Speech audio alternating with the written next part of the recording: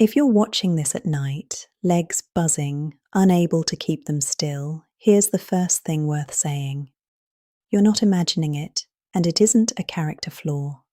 What you're feeling has a name, and there's real science behind why it gets worse the moment you lie down. This is Restless Legs Syndrome. It's also called Willis-Ekbom disease, and it's a neurological condition, not anxiety and not poor sleep habits. Doctors recognize it by 4 features. An urge to move the legs, usually with an uncomfortable sensation. The urge gets worse at rest. It eases when you move, and it's worse in the evening and at night. Those 4 points are the diagnostic criteria set out by Allen and colleagues in 2014 in the journal Sleep Medicine. So why night? 2 things line up after dark. Your body runs on a daily clock, and in the evening, that clock lowers both dopamine activity and the iron your brain can reach. Dopamine helps control movement, and iron is part of how your brain makes it. As both dip at night, the symptoms get louder. On top of that, the condition is defined as worse at rest, and the stillest you ever are is lying in bed. So the quiet you've been chasing all day is the exact moment your legs switch on. That's not bad luck. It's the pattern of the condition. Now, the part most people actually came for. What does the research point to, and what's just noise? Start with iron, because it's the most studied. If your blood iron is low, topping it up is one of the few things with strong evidence behind it. Here's the catch.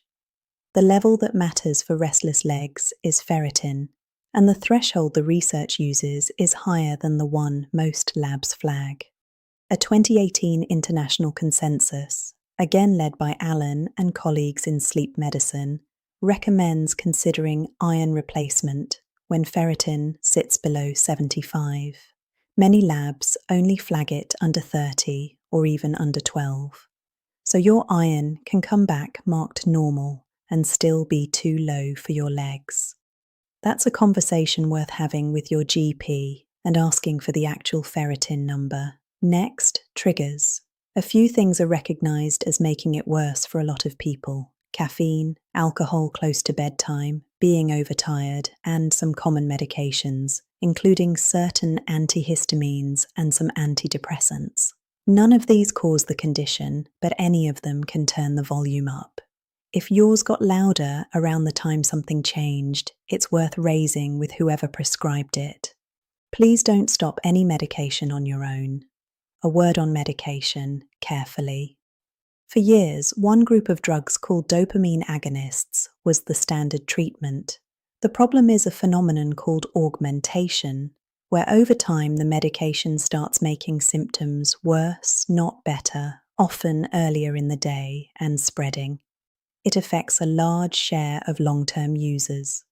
In 2024, the American Academy of Sleep Medicine updated its guidance and stepped back from recommending those drugs as first choice and moved iron up. We're not telling you what to take. We're telling you the ground has shifted, so an older prescription is worth a fresh conversation. So what actually helps in the moment and what lasts? Movement helps right now. Getting up, walking, a stretch, a bit of warmth. It quiets the urge, but it buys minutes, not the night, because it doesn't touch the mechanism. Lasting relief works with the mechanism instead of the symptom. That's why the durable levers are the unglamorous ones, your iron status and your triggers. There's one more area worth knowing about, honestly. Compression has been studied for restless legs, specifically, separate from compression for circulation. The studies are small and early, and we won't oversell them. A sham-controlled trial by Lettieri and Eliasson, published in Chest in 2009, found benefit from pneumatic compression, though that's a clinical device, not something you wear to bed. It's a promising direction, not a finished answer, and that's exactly how we'll keep talking about it. So here's what to actually do. Get your ferritin checked and ask for the number. Look at your evening caffeine and alcohol. If your symptoms changed when a medication did, raise it. And if an old prescription is no longer holding, take the 2024 guidance to your doctor. Restless legs is real, it's neurological, and it's worth treating properly, not just enduring. We're Stillr. We read the research on restless legs so you don't have to, and we're working on a drug-free option for the night. If this was useful, subscribe and we'll go deeper on each of these in the videos to come.